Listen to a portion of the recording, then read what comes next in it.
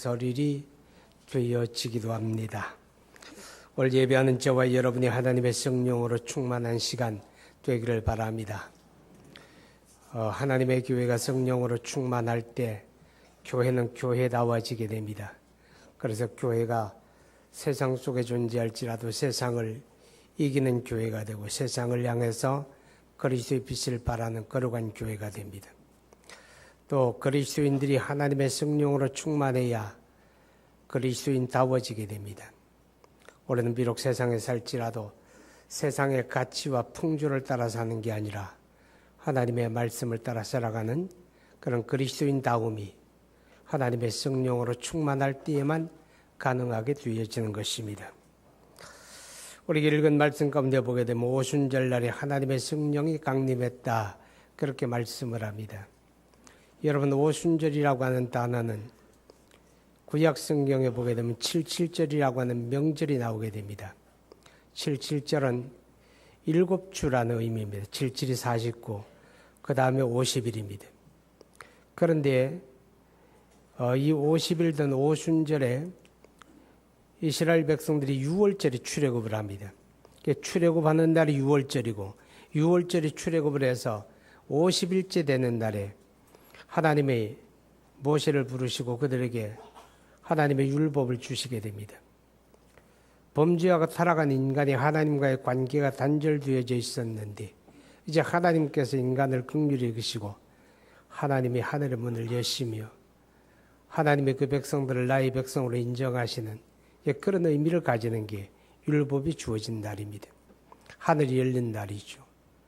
동시에 오순절 날에 그리스도 예수로 말미암아 하나님의 성령이 임하심으로 하늘이 열리고 우리에게 구원의 복이 부어지는 날이 되어지기도 하는 것입니다. 그리고 이 77절이라고 하는 것은 한 해 동안의 농사를 지어서 첫 열매를 거두어서 하나님 앞에 감사하는 그런 맥주감사절, 첫 열매를 거두는 날이 77절이 되어지기도 하는 것입니다. 여러분, 예수님께서 요한복음 12장에 보면 그렇게 말씀을 합니다. 한 알의 밀이 땅에 떨어져 죽지 아니하면 한 알 그대로 있고 죽으면 많은 열매를 맺느니라, 그렇게 말씀을 했어요. 그것은 바로 예수님 자신의 십자가에서 한 알의 밀로 심겨지고 썩어질 것을 말씀하는 것입니다. 그런데 예수님께서 바로 6월절에 그 십자가에 피 흘려 죽으심으로 그가 한 알의 밀로 죽어지는 것입니다. 그리고 50일째 되어지는 오순절에 하나님의 성령이 강림하심으로 바로 첫 열매를 거두는 그날에 그리스도로 말미암아 첫 열매를 거두게 됩니다. 하나님의 성령이 강림하시고 성령의 충만함을 받은 사람들이 그리스도의 십자가와 부활의 복음을 전파할 때에 그날에 그 복음을 듣고 믿는 자가 3,000명이 되었더라, 그렇게 말하는 것입니다. 바로 6월절에 심겨지고 오순절에 그 첫 열매를 거두시는 그런 사건을 이야기하는 것입니다. 오순절에 하나님의 성령이 강림하는 것은 우연하게 되어진 일이 아니라 하나님의 예언된 말씀이 성취되는 그런 사건이었다고 하는 것입니다. 16절 이하에 보게 되면 이는 곧 선지자 요엘을 통하여 말씀하신 것이니 일러시되 하나님이 말씀하시기를 말세에 내가 내 영을 모든 육체에 부어주리니 너희 자녀들은 예언할 것이요 너희 젊은이들은 환상을 보고 너희 늙은이들은 꿈을 꾸리라, 그렇게 말합니다. 요엘서 2장 28절 이하의 말씀이 인용되고 있습니다. 구약시대의 선지자 요엘이 역사의 한때에 하나님의 성령이 우리 가운데 강림하시게 될 것을 예언을 했고 이제 그 말씀이 오순절에 그대로 성취되고 응답되었다 하는 것입니다. 그런데 요엘 선지자가 하나님의 성령을 가리켜서 내 영을 그렇게 말합니다. 내 영을, 하나님의 영이라는 뜻입니다. 그래서 우리가 성경에 보게 되면 성령을 가리켜 하나님의 영, 곧 그리스도의 영, 이렇게 표현합니다. 그 말은 성령은 삼위일체이신 하나님이시다, 그런 의미를 가지는 것입니다. 하나님이 우리 가운데 오시고 우리 안에 임하시는 역사, 이것이 바로 오순절 성령 강림의 역사라고 하는 것입니다. 그런데 하나님이 내 영을 모든 육체에게 부어주리니 그렇게 말씀을 합니다. 하나님의 영을 모든 육체에게 부어준다고 하는 말은 구원의 보편성을 이야기하는 것입니다. 구약시대 이스라엘 백성들은 하나님의 구원을 이야기할 때 하나님의 구원은 혈통적인 아브라함의 자손만의 몫이라고 이야기합니다.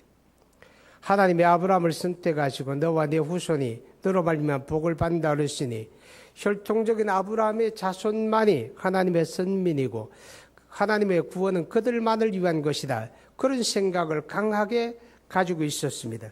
물론 예수님 당시에도 마찬가지였습니다. 그런데 선지자 요엘을 통하여 하나님은 말씀하기를 내 영을 모든 육체에게 부어준다 그렇게 말합니다. 모든 육체에게 부어준다는 말은 하나님의 구원이 혈통적인 아브라함의 자손에게 제한되는 게 아니라 천하 만민 모든 사람들이 그리스도 예수로 말미암아 구원받는 이 구원의 보편성을 이야기하는 것입니다. 그래서 예수님이 요한복음 3장 16절에 말씀하기를 하나님이 세상을 이처럼 사랑하사 독생자를 주셨으니 이는 주를 믿는 자마다 멸망치 않고 영생을 얻게 하려 하심이라. 누구든지 믿으면 구원받는다 그 말입니다. 그래서 디모데전서 2장 4절에 성경은 말하기를 하나님의 수건이 하나 있는데 하나님은 이 세상 모든 사람이 그리스도 예수로 말미암아 믿고 구원받기를 원하시느니라 그렇게 말씀을 해요. 바로 구원의 보편적인 시대를 이야기하고 있다 하는 것입니다. 예수님이 오시기 오래전에 이미 선지자 요엘을 통하여 이렇게 하나님의 보편적인 구원 역사를 이야기하고 있는 것입니다. 그리고 내 영을 모든 육체에게 부어준다라고 하는 이 말은 다른 각도에서 바라보게 되면 예수 믿음으로 구원받는데 그 구원의 내용이 뭐냐라고 할 때 구원받는 게 뭡니까? 구원받는 건 바로 성령 받는 것이다. 그런 뜻입니다. 예수님께서 말씀하죠. 요한복음 3장 5절 이하에 너희가 물과 성령으로 거듭나지 않으면 하나님의 나라를 볼 수가 없다. 하나님의 성령으로 거듭나야 구원받는 겁니다. 그러면 성령으로 거듭나는 역사, 그것이 바로 하나님의 성령이 내게 임하는 것입니다. 그래서 로마서 8장 9절에 말씀하기를 누구든지 그리스도의 영이 없으면 그리스도의 사람이 아니다 그렇게 말하죠. 그러니까 예수 믿고 구원받았다는 말은 성령 받았다는 말입니다. 내 안에 하나님의 성령이 내주하시고 하나님의 성령이 내 안에 계신다 그 말이에요. 그래서 예수 믿음으로 구원받은 하나님의 사람들을 가리켜서 성경은 하나님의 성전이다 그렇게 말합니다. 너희 안에 하나님의 영이 계신 것을 알지 못하느냐? 그러니까 우리가 성전이다 그렇게 성경이 이야기하고 있는 것입니다. 자, 그래서 하나님의 성령이 임할 것을 요엘이 예언했고 그 예언의 말씀이 오순절에 성취가 되어집니다. 그런데 오늘 또 그 요엘의 예언 가운데 이런 말씀이 있습니다. 너희 자녀들은 영원할 것이요 너희 젊은이들은 환상을 보고 너희 늙은이들은 꿈을 꾸리라. 이게 무슨 말인가 하면 하나님의 성령이 임함으로 인해서 살아난다 그 말입니다. 여러분 자연인들, 그리스도 예수를 알지 못하는 모든 자연인들을 가리켜 성경은 영적으로 죽은 자라고 말합니다. 그래서 에베소 2장 1절에 허물과 죄로 죽었던 너희를 하나님이 살리셨다 그렇게 말합니다. 다시 살아나는 게 구원입니다. 여러분 너희 자녀들은 영원할 것이요 젊은이들은 환상을 보고 늙은이들은 꿈을 꾸리라. 이 말의 의미가 뭡니까? 영적인 반응을 한다 그 말입니다. 영적인 반응. 영적으로 죽은 자들은 하나님과의 관계가 단절된 자들입니다. 그래서 그들은 육체적인 반응밖에 없어요. 배고프면 먹어야 되고 욕망을 채워야 되고 눈에 보이는 걸 갖고 싶고 그런 육체적인 반응밖에 못합니다. 영적인 반응이 없어요. 그래서 많은 사람들이 생각하기를 살다가 죽으면 그만이지 그런 생각합니다. 그래서 사는 동안에 더 많이 가지고 더 많이 소유하고 더 많이 누리고 더 즐겁게 살고 그것을 인생의 낙으로 알고 목적으로 알고 그렇게 삽니다. 그러니까 영적으로 죽은 자들은 영적인 반응을 할 수가 없어요. 그런데 예언하고 또 환상을 보고 꿈을 꾸고 이런 말은 전부 다 영적인 반응을 말하는 것입니다. 영적인 반응을 할 수 있는 사람이 누굽니까? 그리스도 예수를 믿음으로 하나님의 성령 안에서 영적으로 거듭나고 영적으로 살아났기 때문입니다. 아멘. 그래서 영적으로 살아난 자들이 영적으로 반응하게 되는 것입니다. 우리가 에스겔서 37장 10절의 말씀을 보면 하나님의 환상 가운데 어떤 골짜기를 보여주고 거기에 마른 뼈들이 가득합니다. 선지자 에스겔이 하나님의 명령을 따라 대원하니 그 뼈들이 서로 맞추어지고 살이 오르고 그리고 마네킹 같은 사람이 만들어지게 됩니다. 그러나 그들은 살아 움직이지 못합니다. 다시 하나님의 말씀을 대원할 때 그들에게 생기가 들어가 그들이 큰 군대가 됩니다. 움직이고 활동하는 생명의 역사가 있다 그 말이죠. 하나님의 성령이 임하시면 영적으로 죽은 자들이 살아나게 되는 것입니다. 영적으로 죽은 자들이 살아나서 영적인 반응을 하는 것입니다. 예수 믿는 사람들은 기도의 사람이라고 말합니다. 여러분, 기도하는 게 뭡니까? 영적으로 반응하는 것입니다. 영적으로 살아있는 자들이 영적인 반응이 기도로 나타납니다. 우리가 영적으로 살아난 자들이 하나님 앞에 예배합니다. 예배가 뭡니까? 영적인 반응입니다.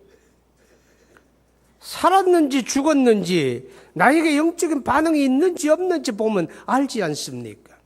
그렇잖아요? 영적인 반응이 있으면 살아있는 사람이고 영적인 반응이 없으면 그 사람 죽은 것입니다. 하나님의 성령이 임하심으로 바로 영적으로 살아나서 영적으로 반응하는 사람이 된다. 그렇게 말합니다. 그리고 또 말씀하기를 너희 자녀들은 예언할 것이요 너희들 젊은이들은 환상을 보고 너희 늙은이들은 꿈을 꾸리라. 이 말의 의미가 뭡니까? 과거를 이야기하지 않습니다. 현재를 이야기하지 않습니다. 전부 다 미래를 이야기합니다. 미래지향적이다 그 말입니다.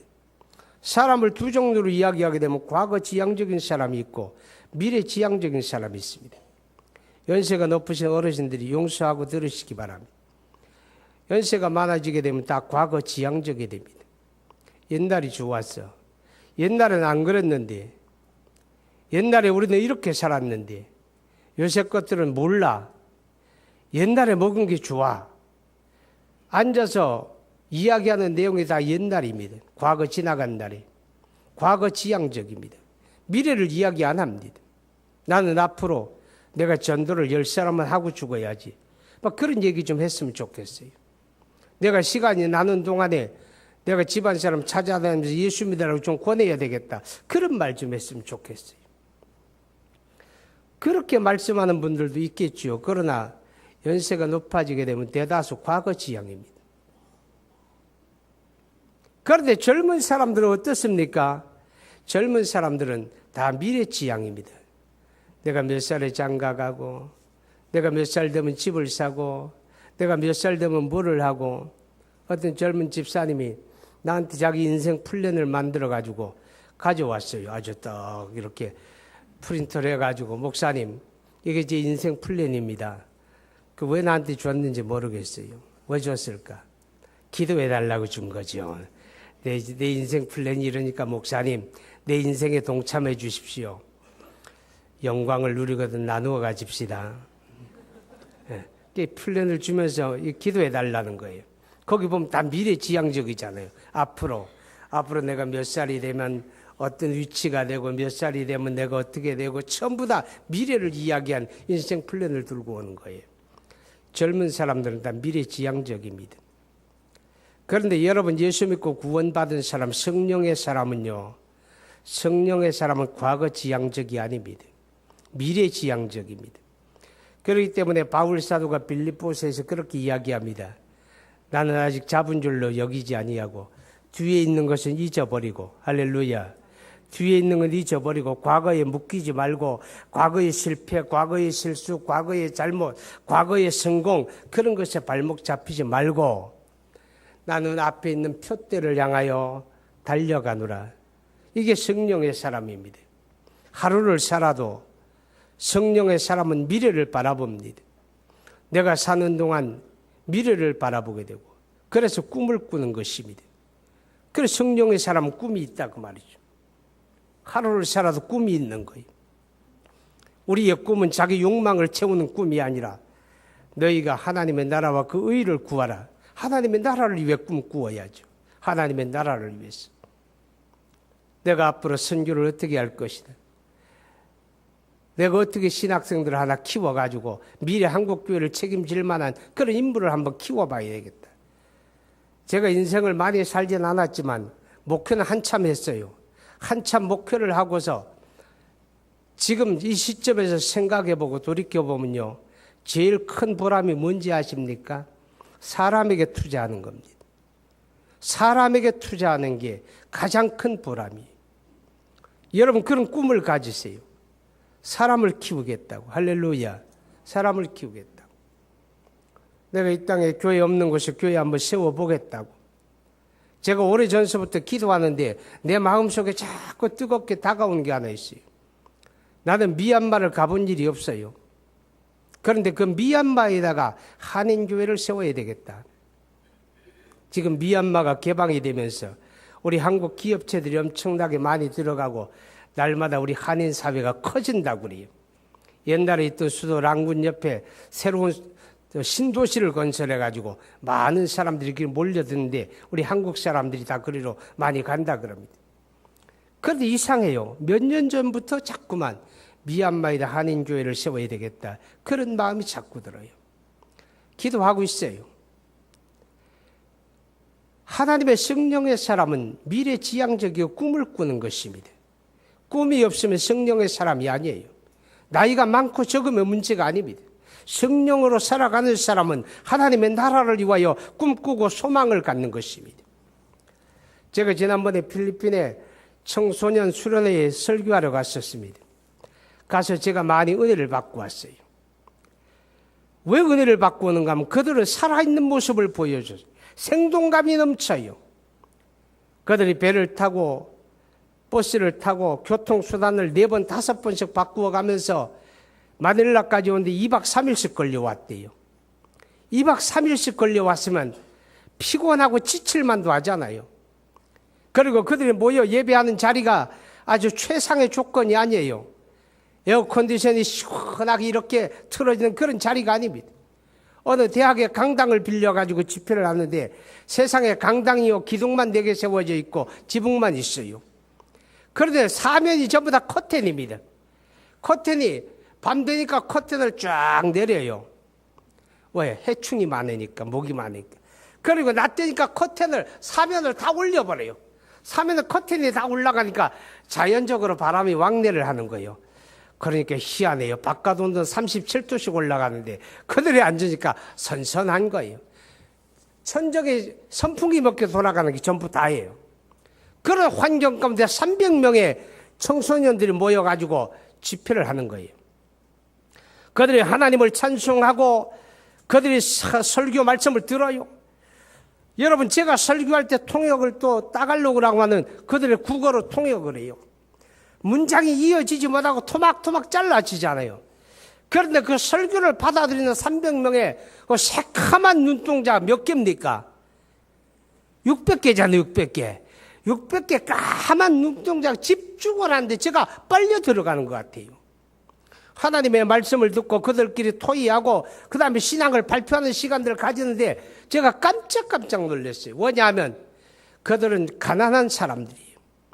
그들이 만약에 돈이 있고 부유하면 2박 3일 걸려 옵니까? 비행기 타고 잠깐이면 오겠죠.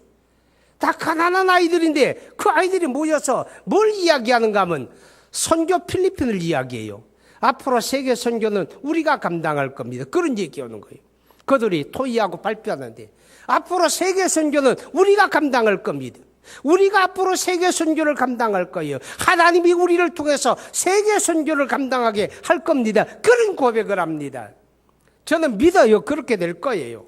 왠지 아십니까? 우리 교회만 그런 게 아니라 지금 우리 한국교회는 큰일 났어요. 왜냐하면 중등부, 고등부 청소년들 선교 지금 한 8%대에 머물러요. 그런데 여러분 주일날 한번 내려가 보세요. 예배드리는 모습 봐요. 애들이 공부에 쪄들고 지쳐가지고 토요일날도 학원 가고 12시 넘어까지 책상에 앉았다가 주일날 엄마 아빠의 영에 의해서 끄집어가지고 예배당 갔다 오면요. 이 중고등부 애들이 예배드리는 일이에요. 절반은 자고요. 깨어있는 절반은요. 앞에 사람하고 눈도 안 마주쳐요. 다 푹 숙이고 앉아가지고 스마트폰 가지고 뭐 열심히 해요. 그게 우리 예배하는 모습이에요. 그 예배하는 모습을 보면 열받아요. 속 터져요. 우리 한국교회 미래가 걱정이에요. 그런데 이 사람들은요, 2박 3일씩 지쳐서 온 사람들이 하나님을 찬송하고 말씀을 듣고 신앙을 고백하는 내용을 보면요, 그들의 얼굴에 피곤한 기색이 없어요. 얼마나 주의 은혜를 감사하고 찬양하는지 몰라요. 그들은 꿈이 있었어요. 하나님의 성령의 사람은 꿈이 있습니다. 연세가 높고 젊고의 문제가 아니라 성령에 붙들린 사람은 하나님의 나라를 위해 꿈꾸는 사람이고, 우리 하나님은 그런 사람들을 사용합니다. 그런 사람들의 삶을 통하여 이 땅에 하나님의 나라가 이루어지고 하나님의 역사가 이루어지는 줄로 믿으시기를 바랍니다. 선지자 요엘을 통하여 하나님의 성령을 약속할 뿐만 아니라 예수님 자신을 통해서도 부에서 성령이 올 것을 이야기합니다. 요한복음 14장 16절 이하에 15장에 16장에 요한복음 14, 15, 16장 3장에 거쳐서 예수님께서 부에서 성령을 약속하고 있는 그런 모습을 봅니다. 그런데 예수님께서 이렇게 이야기합니다. 여러분 요한복음 14장 한번 보세요.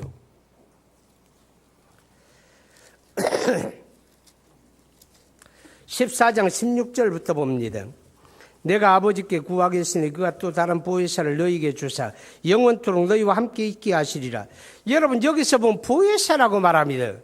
보혜사라고 하는 말의 의미가 뭐예요? 영어로 카운슬러라고 합니다. 상담자란 뜻입니다. 그런데 헬라 원문에 보게 되면 곁에 있는 자를 말합니다.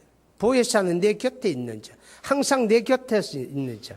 그럼 내 곁에 있는 자의 역할이 뭔지 압니까? 여러분 18절 한번 보세요.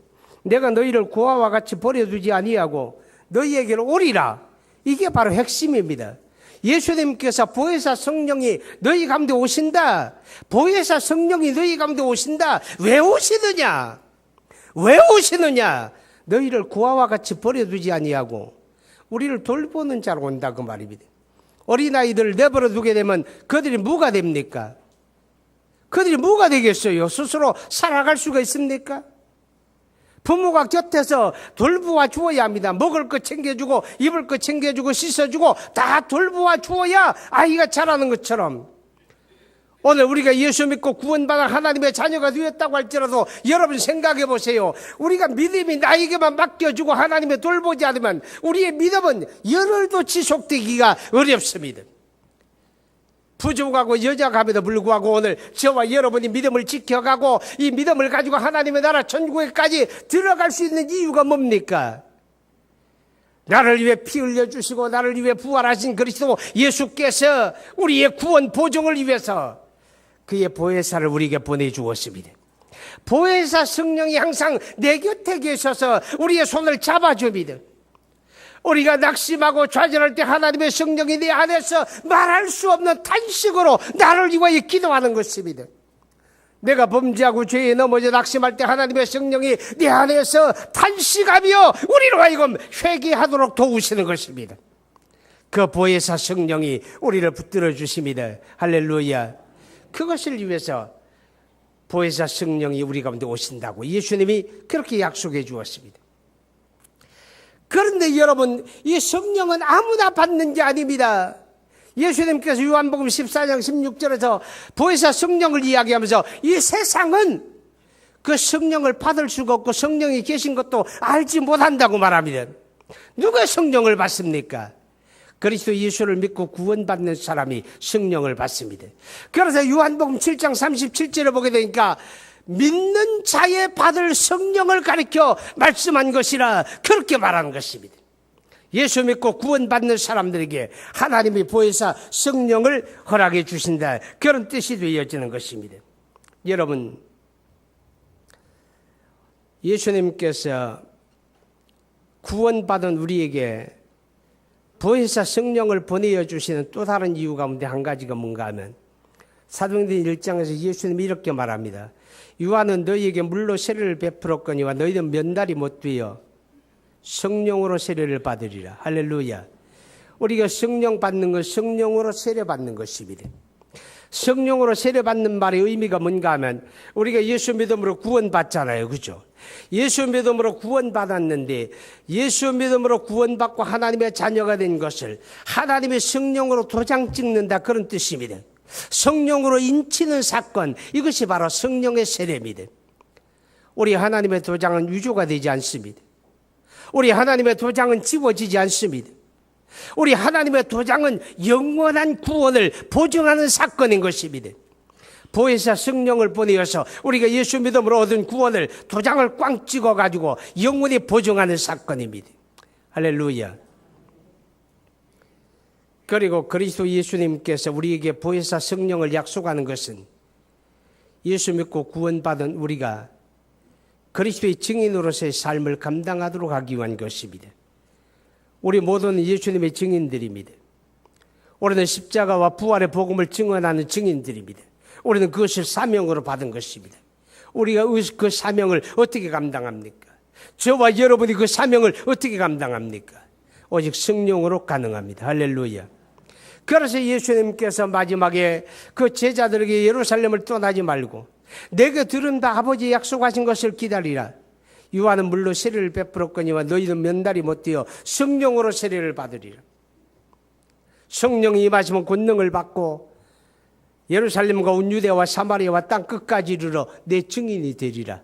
하나님의 성령을 우리에게 허락하시는 이유가 우리로 하여금 증인된 삶을 감당하도록 하기 위한 것입니다. 우리 가운데 어떤 사람들은 이렇게 이야기합니다. 나는요, 성경을 별로 알지 못해요. 나는 아직 믿음이 초보예요. 나는 아직 연약해요. 그렇기 때문에 나는 예수님의 증인된 삶을 살지 못해요. 그렇게 이야기합니다. 잘못 알고 있습니다. 아는 것이 작아서가 아닙니다. 믿음의 초보여서가 아닙니다. 하나님의 성령이 하시는 일입니다. 하나님의 성령의 사람은 믿음의 초보라도 예수를 전합니다. 하나님의 성령의 사람은요, 성경을 아는 것이 없어도 예수는 전합니다. 할렐루야. 이것을 위해서 예수님께서 우리에게 성령을 약속해 주었고 그 약속을 따라 오순절에 하나님의 성령이 임하셨습니다. 그런데 하나님의 성령이 어디에 임하는가 하면 오늘 읽은 말씀 가운데 보니까 그들이 한 곳에 모였더니 그렇게 말합니다. 거룩한 모임 가운데 하나님의 성령이 임했습니다. 아멘. 여러분, 그 모임이 어떤 모임인지 아십니까? 사도행전 1장 14절 이하에 보게 되면 예수님이 승천하실 때 그 광경을 목격한 사람들입니다. 그들이 예루살렘에 돌아와서 120명의 사람들이 한 곳에 모였습니다. 모여서 뭐 합니까?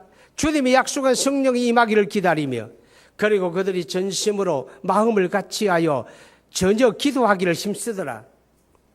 하나님의 성령을 기다리며 기도하는 사람들이었습니다. 거기에 주의 성령이 임했습니다. 오늘도 마찬가지입니다. 하나님의 성령을 기다리며 기도하는 사람들이 성령의 충만함을 받고 성령의 능력 안에 거하게 될 줄로 믿으시기를 바랍니다. 여러분, 그래서 하나님의 성령이 거룩한 모임 가운데 임하니까 드디어 그 모임에 이 땅에 하나님의 교회가 됩니다. 교회가 세워집니다. 교회가 뭡니까? 그러니 교회는요, 간단해요. 뭐예요? 성령 충만 받은 사람들입니다. 아멘. 하나님의 교회는 성령 충만 받은 사람들이에요. 하나님의 교회는 성령 충만 받은 사람들, 그들이 진정한 하나님의 교회입니다. 그 교회 가운데 하나님의 성령이 일하시고 그 교회 가운데 성령이 주장하는 것입니다. 그런 교회는 세상의 등불이 되고 세상을 이기는 교회가 되고 하나님의 나라를 위하여 헌신하는 교회가 됩니다. 여기 하나님의 교회, 우리 화평교회는 그런 교회가 되기를 주님이 원합니다. 우리가 원합니다. 우리가 소망합니다. 어떻게 가능합니까? 성령으로 가능합니다. 이제 우리는 모이기를 힘써야 합니다. 성령을 기다리며 기도하기를 힘써야 합니다. 날마다 거기에 하나님의 성령이 임하시고 성령으로 충만한 사람들, 그런 교회가 이루어질 줄로 믿습니다. 우리 함께 기도합니다. 여러분, 성령의 사람은요, 영적으로 살아나는 것입니다. 그래서 영적인 반응이 있습니다. 성령의 사람은요, 미래를 꿈꿉니다. 꿈이 있습니다. 여기 하나님의 교회가 성령으로 충만한 사람들, 성령이 주장하는 교회 되기를 우리 함께 기도하십시다. 거룩하신 아버지 하나님, 우리 하나님의 은혜와 사랑을 진심으로 감사합니다. 하나님께서 우리를 사랑하시고 오늘 성령 강림절에 우리 하나님을 예배하며 하나님의 거룩한 말씀을 들을 수 있도록 은혜 주심을 감사합니다.